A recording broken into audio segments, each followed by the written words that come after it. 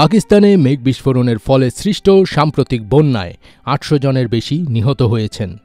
এতে ক্ষয়ক্ষতি হয় বহু স্থাপনার, নিশ্চিহ্ন হয়ে যায় অনেক গ্রাম। সেই রেশ কাটতে না কাটতেই এবার চিরশত্রু ভারতের পানিতে ডুবতে বসেছে পাকিস্তান। এর মধ্যেই এক অভিনব পদক্ষেপ নিয়েছে পাকিস্তান কর্তৃপক্ষ। বিস্ফোরণে বাঁধ উড়িয়ে দিয়েছে তারা। পাকিস্তানের পূর্বাঞ্চলেও ভয়াবহ বন্যা পরিস্থিতি তৈরি হয়েছে।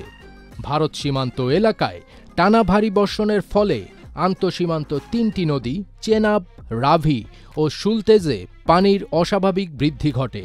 এতে পানির চাপ সহ্য করতে না পেরে বুধবার কর্তৃপক্ষ চেনাব নদীর কাদিরাবাদ বাঁধের একটি তীররক্ষা অংশ নিয়ন্ত্রিত বিস্ফোরণের মাধ্যমে উড়িয়ে দেয়।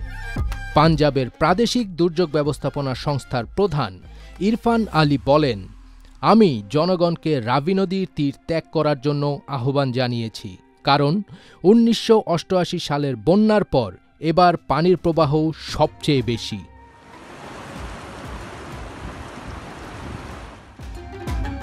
এই ঘটনায় পাকিস্তানের পাঞ্জাব প্রদেশ জুড়ে জারি করা হয়েছে বন্যার উচ্চ সতর্কতা। পানির প্রবল স্রোতে বিশ্বের অন্যতম পবিত্র শিখ ধর্মীয় স্থান কারতারপুর সাহিব তলিয়ে গেছে। মন্দিরে আটকা পড়া প্রায় ১০০ মানুষকে উদ্ধারের জন্য সেখানে ৫টি নৌকা মোতায়েন করা হয়েছে। পাকিস্তান কর্তৃপক্ষ বলছে, ভারতের দিক থেকে উজানের বাঁধগুলোর পানি ছেড়ে দেওয়ায় পানি প্রবাহ ব্যাপক বৃদ্ধি পেয়েছে। পাঞ্জাবের দুর্যোগ ব্যবস্থাপনা সংস্থার মুখপাত্র মাজহার হোসেন গণমাধ্যমকে জানান, বাঁধের প্রধান অবকাঠামো রক্ষার জন্য আমরা বাধ্য হয়েছি ডান পাশের তীররক্ষা বাঁধ উড়িয়ে দিতে। এতে পানির চাপ কিছুটা কমানো সম্ভব হবে। দেশটির মোট জনসংখ্যার প্রায় অর্ধেক পাঞ্জাবে বসবাস করে।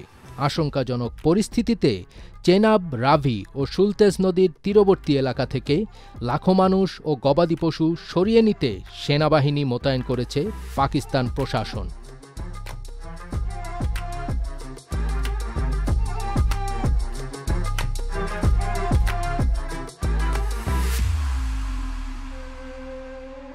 ফাজবির তাজ, ATN বাংলা।